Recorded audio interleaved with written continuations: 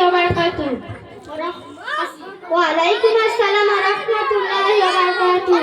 আরে বোন শাহানারা, তুমি এত টাইট ফিট ড্রেস পরে কোথায় চললে? কেন, তোকে বলবো কেন? আরে বলো না। না, তোকে বলা যাবে না। আরে বলো না, বললে কি এমন ক্ষতি হবে? আরে এত করে বলছিস যখন, তাহলে শোন, আজ আমি স্কুলে যাচ্ছি। আরে বোন, আজ তো স্কুল ছুটি। আরে স্কুল ছুটি তো তুই আর আমি জানি, এটা তো আমার মা জানে না।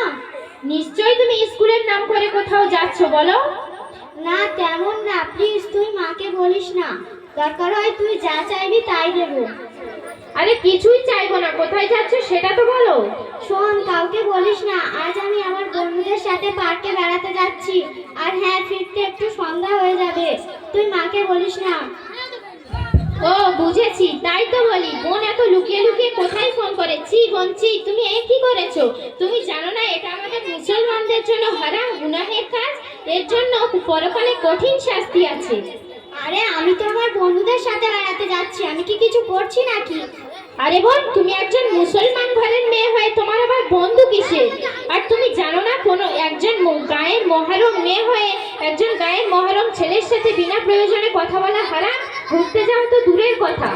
এই জন্য আমি তোর সাথে বলতে চাইনি, তুই দুদিন মক্তবে পড়ে বেশি জ্ঞান দিতে শিখে গেছিস। আর হ্যাঁ, গায়ের মহরম না কি যেন একটা বললি? আরে বোন, জ্ঞান দিই না, এটাই আসল কথা। তুমি মানো আর না মানো, আর হ্যাঁ, এগুলি তোমার কাছে বলে কোনো লাভ হবে না, এগুলি আমি তোমার মায়ের কাছে বলছি। চাচিমা, ও চাচিমা, কি হয়েছে? এত চেঁচামেচি করছিস কেন?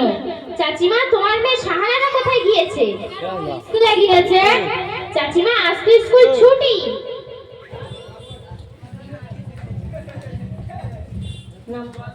বন্ধুদের সাথে বেড়াতে যাচ্ছিলাম তাই। দেখেছো চাচিমা, দেখেছো? ওই একটু আধটু ওরকম হয়। চাচিমা, তুমিও সত্যি আজ আমাদের দিনী শিক্ষা না থাকার কারণে আমরা সমাজটাকে কোথায় পৌঁছে দিলাম। আমার মনে হয় এর জন্য অদিনী বাপ-মাই দায়ী হবে, কারণ সব বাপ-মা সব জানার সত্ত্বেও কোনো বাধা দেয় না।